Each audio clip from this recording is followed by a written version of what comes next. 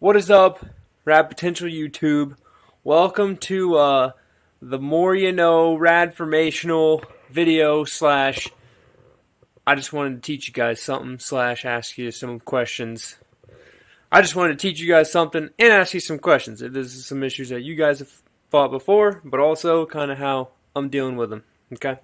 So, first things first, the topic, right? The right-hand drive FD that I've been working on has a Apexi Power FC ECU. I'm not too much of a stranger to them. Some of you guys have definitely heard of them before, etc., etc. But most tuners nowadays might be a stranger to an Apexi Power FC. Okay, it's kind of old software. It's kind of an old thing. Came out in the 90s. And in reality, does it work? Yes. Is it the best setup you can run? Definitely, probably not. And nowadays, too, it's kind of becoming cheaper to get other ECUs and stuff. So, here is my issue. The FD is a half Bridgeport motor, okay? So, it's not pulling as much vacuum as a stock engine. Alright, when you're cranking it, it's getting so much more air, so much more overlap. You're not getting as much vacuum, right? So, because of that, that means that the air velocity coming into the engine is lower. And when the air velocity coming into the engine is lower, you don't get a good atomization of fuel coming out of the injectors. So, the FD has an excessive intake manifold. And what that does is that gives you 4 injector ports across that intake manifold, in addition to the 2 that are in the center iron. Okay, so generally on a rotary, you want the injectors to be as close to the center iron as possible for a good drivability because of that vacuum issue. So on this FD, the injector holes in the iron are blocked off, and all 4 injectors are only in the intake manifold. So what I mean by that, here is a stock REW manifold. You can see right here and right here would be injectors in there, like that, right? Now, on a REW as well, you can see right here and right here are 2 injector ports in the center iron. So, you have primary and secondary injectors. The primaries are generally the ones in the iron. The secondaries are the ones in the manifold. On the excessive manifold, how this one's set up, the primary injectors are in the primary runners, but they're up here, sitting right here. Okay, so up in the primary runners up here, the secondaries are still here. And there's still only 4 injectors. So the issue that I'm having with this car is that whenever I'm cranking the car to start it, one, the injectors are firing too late for their location. So if you can imagine, let me get my trusty marker out here. So this is the engine right here, and this is the intake manifold, okay? So in this situation, you have the rotor in here, right? Air's coming in, going through here, coming into the engine. And now your injectors are right up here, okay? Instead of, use red, instead of down here where the red one is. So the injector timing in this whole situation, once you start cranking this engine, it knows, right, your timing marks, it knows where to fire the plugs. It's also going to fire the injectors at a certain time once you start cranking to spray fuel into here before this closes and that all happens, right? Now when you move the injectors further away, my initial thought is that now the timing is too late, thus the rotor has already closed the port when the injectors start to fire. And on like direct injection cars and things that have more precise stuff, that is very important, but on a Power FC, there's no way to control that, so I couldn't aid my cranking and startup procedure with that situation. Like with making these fire sooner, so the fuel has more time to get down the intake manifold and get into the engine, right? That was at least where my head initially went with it, that's where my head initially went when I had issues getting this car started. The fact of the matter is, the car starts consistently the exact same way every time. So I know that it's not a hot start, cold start, right, compression issue, right? It's not the engine. It doesn't have a vacuum leak. It idles money, 1600 RPM, full braps. So that's not my main issue. My issue is tuning. How do I get it to start, right? So with the injectors up here, it's going to be hard. Now, also, with that half Bridgeport tune and everything that was in that Power FC, prior setup of the half Bridgeport had the injectors down here, so the tune didn't need much fuel to get this thing fired up. When you move the injectors further away, now the fuel that sprays out is going to get caught on the intake runners, and you're going to lose fuel in the intake manifold before it gets to your engine, so you have to crank the fuel up. So that was what I had to do. I had to crank the fuel up from what the original half Bridgeport tune was to what it is now. But the second part of this is, like I said, consistently starts the same. Doesn't mean that you just turn the key and it starts, because it won't. So on that car, what you have to do, or what I have to do when you start it, hot, cold, warm, whatever, doesn't matter. I haven't had it flood on me yet. And I've been driving it for the past week. Start cranking. Start barely rolling into the throttle. Usually by about the time you get to 10-15% throttle, the thing will start right up. You let off the throttle, sits there and idles. And checking the map in that car, the tuning has no injector or fuel enrichment based on TPS, right? So in this situation, cracking the throttle is giving the engine a more stable, more volume, more velocity airflow to help draw the fuel into the half Bridgeport motor and get it fired up, because it just can't get the fuel in there. And the thing of it is, if I fatten up the map a whole lot at the bottom, right, to where the cranking fueling would be in that situation, it just doesn't quite like that on the street, if that makes sense. Generally, you might just keep throwing fuel at it until it runs, but in my case, as you can see by me having to open the throttle blades a little bit with no enrichment coming from that, it's not a fueling issue, it's a air issue. The engine just needs more air to get the fuel into the engine. And I think if we move the injectors down here, we could definitely eliminate that problem. But the owner of the car likes them up there. Eventually maybe switch them down to the bottom when you have an ECU that can actually handle it.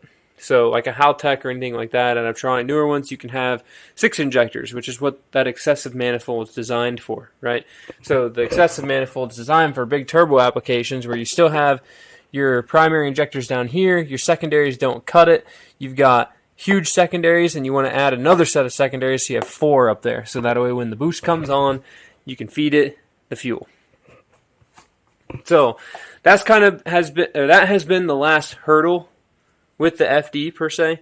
And as far as this like radformational segment, I hope that learned you a little bit about the stuff in the Power Fs, or I guess it's not really. I hope that learned you a little bit about like injector location and how they start and this, that, and the other. If you look at a GSLC, which is what the rally car is, and sneak peek at what's coming this week in the videos, but on a GSLSE engine, the intake manifolds, right, this is the main deal. It only has 2 injectors, and those 2 injectors are down in the iron, and that generally promotes, easier startups, but also is going to promote, like, not wasting fuel, because the moment you have to spray fuel through a pipe, you're going to have fuel that's going to adhere to the walls of the pipe, and then you're not going to get all of it to the engine, right? So on the GSLSE, like this, when the injectors are down there, there's no secondary injectors or anything, your intake manifold stays much drier, much cleaner, right?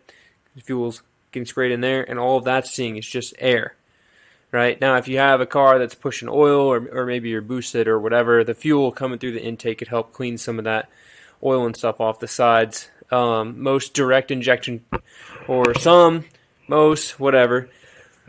direct injection cars, like my N54 that I used to have, BMW's direct injected, they have issues with the valves getting all sorts of carbon buildup on them, because the PCV system would recirculate the oil. The fuel doesn't ever hit the valves in a direct injection engine because it's shooting directly into the cylinder, and never cleans the carbon off the valves, so you get a lot of gumminess on your intake valves, right? Which is no bueno when it comes to, one, making power, and two, getting a good valve seal. So you lose horsepower that way.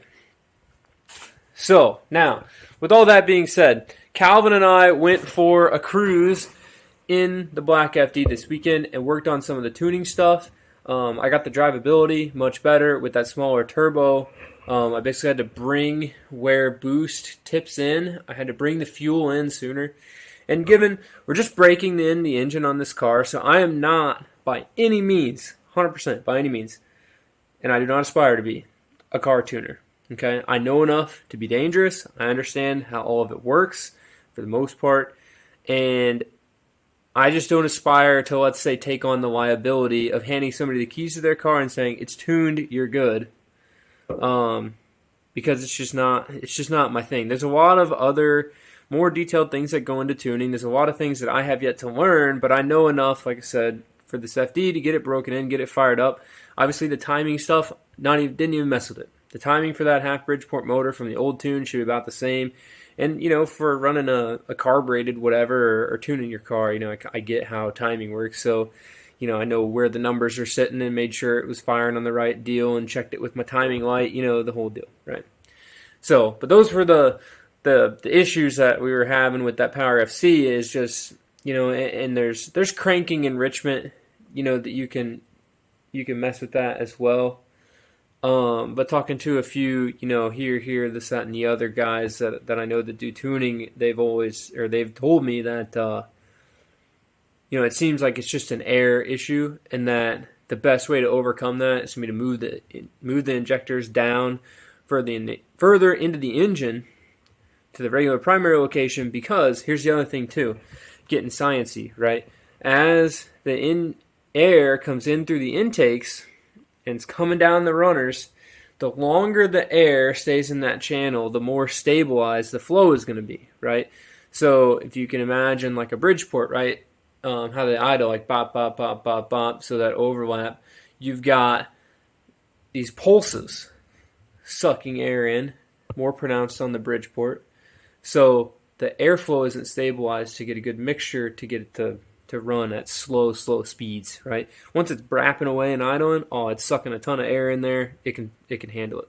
So that's kind of my 2 cents on the Power FC stuff. I don't mind the Power FC for like a good, when I turbo 2 swapped my Vert, right? I had an FC convertible. If you go look back on the videos, you can see me deal with that whole Power FC stuff. Got it street tuned.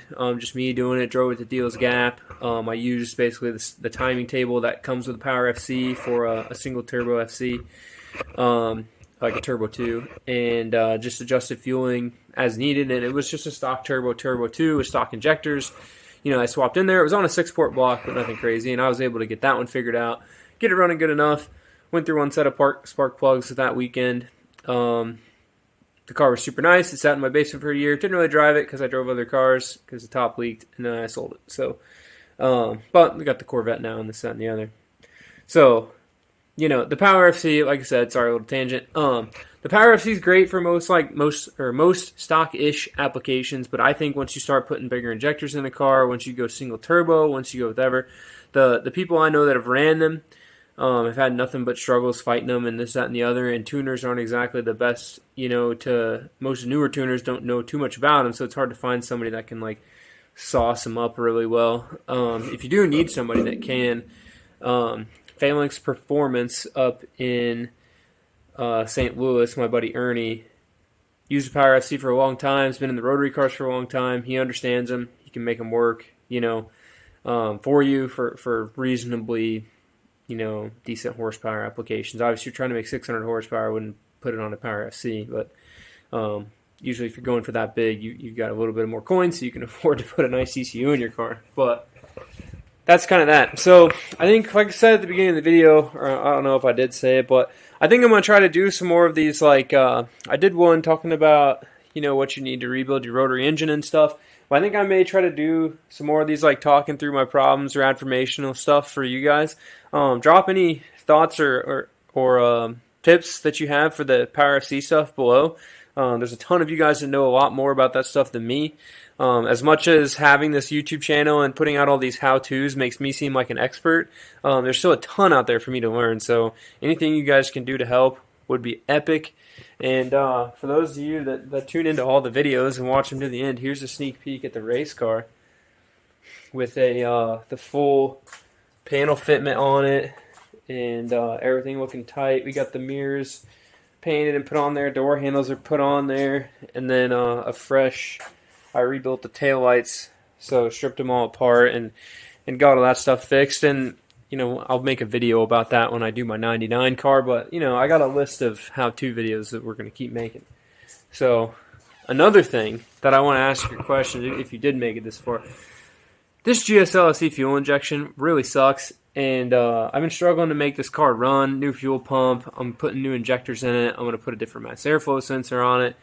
And hopefully it sorts it out. It'll start up. It'll idle for like 30 seconds. And then it'll shut off. Then it'll basically fire right back up and idle for 30 seconds. And then it'll shut off. So I'm trying to understand how the fuel pressure regulator works. I think it has to be a fueling issue because I have sparked the whole time. And it's a mechanical distributor and this, that, and the other. But, I thought I was losing fuel pressure, but I guess I'm not losing fuel pressure because it's got a new pump in it now. So I may put a gauge on it just to see what it's doing. But this week, got to build the exhaust, got to do a few things. Working on a video kind of being the summary for rad potential, this, that, and the other. And, yeah. So like I said, that's some FD intake, injector location, knowledge for you. The car's been running great. I'm getting like 15 or 16 MPG cruising it to work. I work 30 miles from my house, so it's been great to break in the motor. Got about 300 miles on the car already. So 60 miles a day, 4 times a week, 5 times a week. So you can do the math there. And then unfortunately, the crazy update, which I'm going to apologize in this video in advance for the rally car video later in the week, just because literally, Tennessee got the most. Look out, though. My dog, Letty. Tennessee got the most crazy rainstorm this week. I got 8 inches of rain in a little less than 13 hours, which, for those of you that aren't civil engineers, that's a really high-intensity storm. That's a really high-intensity storm. Sorry, I stepped on a fender brace. But it literally completely wrecked the entirety of my driveway. My cross culverts were stopped up. I've got whoever built this shop put it in a terrible spot, and water used to drain right into the back wall of the shop and then run around the shop, and it eroded a whole bunch of stuff when I first moved here. So I've been doing my best. I'm a civil to fix it on a budget. Obviously I don't have like $8,000 to come in here and fix all of the stuff for my house. So I guess my priority isn't there until it really tears something up. And we're working to build this other shop down at the bottom of the hill in a nice big flat field where we won't have drainage issues. So, but yeah, I had to recruit Calvin, who was here to help me with this stuff. We spent about 3 hours last night unclogging pipes and digging out rocks that had fallen out of my driveway into the ditch and smoked everything. And my water line was showing, and it was a nightmare. Been exhausted today. We got this to where it is, which I'm stoked for. And like I said, if you watch all the entirety of all the lengths of the videos, thank you guys very much. I appreciate you guys hanging around and checking it out. I'm going to go to sleep, get to work on putting this video together for you guys.